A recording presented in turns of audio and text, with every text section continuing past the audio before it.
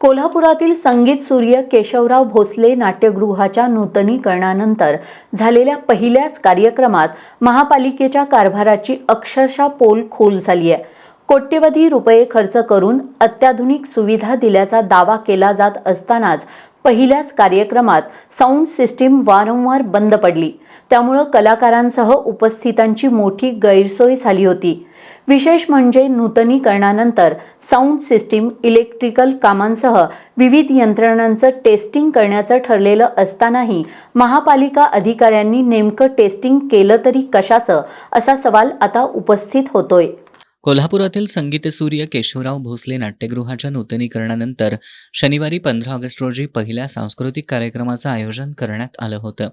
महापौर रूपाराणी निकम आणि महापालिका आयुक्त डॉक्टर राजेंद्र भारुड यांच्या संकल्पनेतून महानगरपालिकेच्या स्वच्छता कर्मचाऱ्यांच्या कलागुणांना व्यासपीठ मिळावं यासाठी हा विशेष कार्यक्रम आयोजित करण्यात आला होता.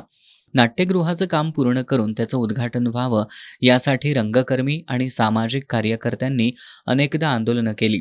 नूतनीकरणाच्या कामानंतर साऊंड सिस्टीम, इलेक्ट्रिकल कामं आणि इतर सुविधांचं योग्य पद्धतीनं टेस्टिंग करूनच नाट्यगृह वापरात आणावं असं बैठकीत ठरल्याचं सांगण्यात आलं होतं.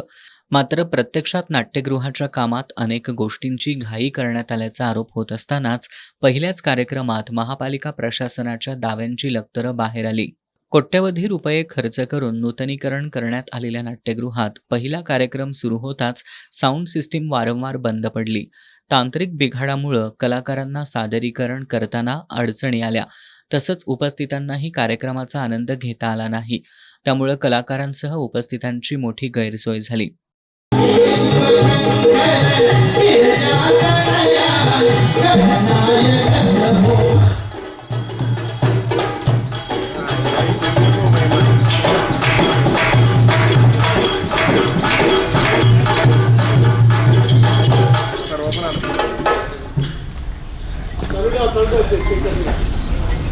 साऊंड सिस्टीममध्ये बिघाड झाल्यानंतर ती दुरुस्त करण्याचा प्रयत्न करण्यात आला होता.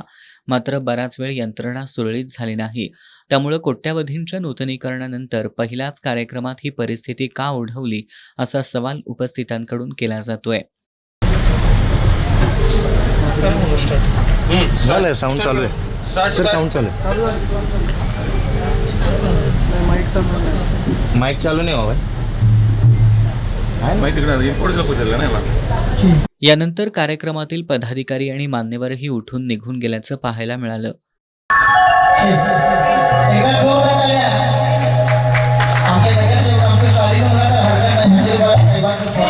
एकीकडे नूतनीकरणानंतर अत्याधुनिक सुविधा आणि दर्जेदार यंत्रणा उपलब्ध करून दिल्याचा दावा करायचा आणि दुसरीकडे पहिल्याच कार्यक्रमात साऊंड सिस्टीमचा बट्ट्याबोळ झाला.